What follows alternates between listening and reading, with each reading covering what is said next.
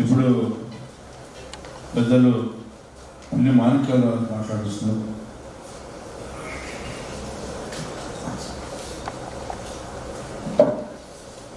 రేపటి కోసం దినపత్రిక 7వ వార్షికోత్సవానికి సభాధ్యక్షులుగా ఉన్నటువంటి పెద్దలు గౌరవనీయులు నాకు తండ్రి సమానులు ఎమ్మెల్సీ ఆలపాటి రాజేంద్ర ప్రసాద్ గారికి,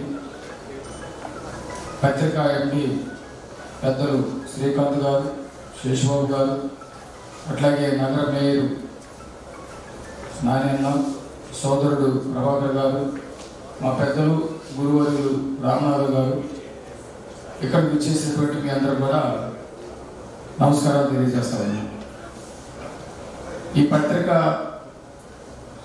నడపడానికి శ్రీకాంత్ గారు ఎండీగా ఉన్నారనే సంగతి వాస్తవానికి చాలామందికి తెలియదు.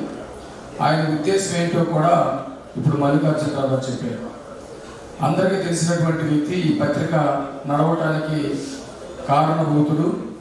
ప్రతిరోజు మంచి వార్తలతోటి ముందుకు తీసుకెళ్తున్నటువంటి మిత్రుడు, మరి నాకు అత్యంత ఆత్మీయులు శాఖమూరి శ్రీనివాస ప్రసాద్ గారు.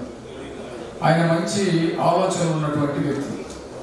వాస్తవానికి ఒక మాట మాట్లాడేది పెద్దలు మల్లికార్జున గారు. చాలామంది నిరుద్యోగులు ఇక్కడ జర్నలిస్టులు అయినటువంటి నిరుద్యోగులు ఇక్కడ పనిచేస్తూ ఉన్నారు. మీరు నీతి పరులు అవడం వల్లే నిరుద్యోగులు అయ్యారు ఆయన పత్రికలు, లేకపోతే మీరు నిరుద్యోగులు అయ్యేవాళ్ళేగా. ఈరోజు ఒక అంశాన్ని వాళ్ళు అనుకున్న కోణంలో రాయించడం కోసం ఎలాంటి ఒత్తిడి తీసుకొస్తున్నారంటే, జర్నలిజానికి కూడా మరకలంటించి, అవసరమైతే రక్తపు మరకలంటించి, ఇవి రక్తపు మరకలు కాదు బ్రహ్మాండమైనటువంటి తెల్ల బట్టలు అన్నట్టుగా చెప్పేటువంటి ప్రయత్నాలు చేస్తూ ఉన్నారు. మరి ముఖ్యంగా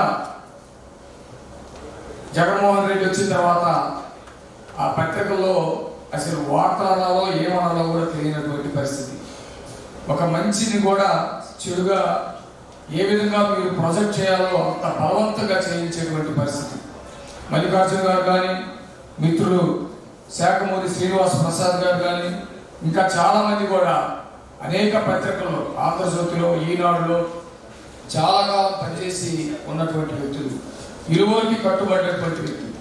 వీళ్ళందరూ ఇంట్లో కూర్చోలేక ఇప్పుడు లీడ్లో ఉన్నటువంటి పత్రికలకి వారు చెప్పినటువంటి రాతలు రాయలేక, మనస్సాక్షిని చంపుకోలేక ఏం చేద్దామని ఆలోచించేటువంటి పరిస్థితుల్లో శ్రీనివాస్ ప్రసాద్ గారు శ్రీకాంత్ గారి ద్వారా ఒక ప్లాట్ఫారం ఏర్పాటు చేసి రేపటి కోసం పత్రికని నడుపుతా ఉన్నారు.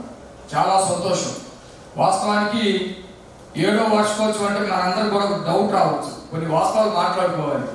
7 సంవత్సరాల నుంచి అసలు ఈ పత్రిక ఎక్కడ ఉంది, మరి 7 సంవత్సరాల నుంచి ఉంటే ప్రజల్లో బాగా ప్రాచుర్యంలో ఉండాలి కదా, బ్రహ్మాండంగా నడుస్తూ ఉండాలి కదా, అందరికి తెలిసి ఉండాలి కదా.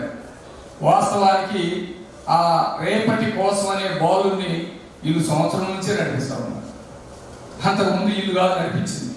అది ఎక్కడో పడిపోయి నడవలేని స్థితిలో, కోమా దిశలో ఉన్నటువంటి దాన్ని ఒక మంచి పేరు కావాలి, అది రాడికల్ థాట్గా ఉండాలి, ప్రజలకు ఉపయోగపడాలి, ఎదురెదాలి, ఈ సొసైటీలో ఇప్పుడు ఉన్నటువంటి సొసైటీలో ఎదురెదాలి, అందరికీ ఉపయోగపడేటువంటి ఒక మంచి వార్తలు అందించాలని చెప్పేసి అనుకున్నప్పుడు వాళ్ళు సంవత్సరం నుంచి ఇది నడుపుతూ ఉన్నారు. నేను అడిగాను అదే శాఖమూరి ప్రసాద్ గారు, అన్న మరి మీరు ఎప్పటి నుంచో నాకు పరిచయం, నేనైతే ఒక సంవత్సరంన్నర నుంచే చూస్తున్నాను, మరి మీకున్న సామర్థ్యతకి దాదాపు 30 ఏళ్ళ అనుభవం ఉన్నటువంటి ఎంతమంది జర్నలిస్టులు ఉంటే అందరికి అనుమానం కూడా వస్తుంది, మరి ఎంతో బాగుండాలి కదా అని చెప్పేసి అంటే, లేదు, ఆ ఆలోచనతోటి ఈ రాత ఏదైతే రేపటి కోసం ఉందో ఎక్కడో ఉన్నదాన్ని తీసుకొచ్చి మేము ముందుకు తీసుకెళ్తున్నాం. రేపటి కోసం అనే మాటే ఒక ఆశ, బ్రతికించటం, ఒక రాడికల్ ఆలోచన, భవిష్యత్తుని ప్రేరేపించేటువంటి ఉద్దేశం ఉన్నటువంటి మాట. ఒక మేధావి కానీ, ఒక విద్యార్థి కానీ, ఒక రాజకీయ నాయకుడు కానీ ఈ రోజు ఉన్నటువంటి పరిస్థితులన్నింటినీ అంచనా చేసి, ఈ అంచనాన్ని రేపు బాగుండాలంటే ఎలాంటి రూపకల్పన చేయాలని ఆలోచన చేసేటువంటి వాడే రేపటి గురించి ఎప్పుడు ఆలోచిస్తారు.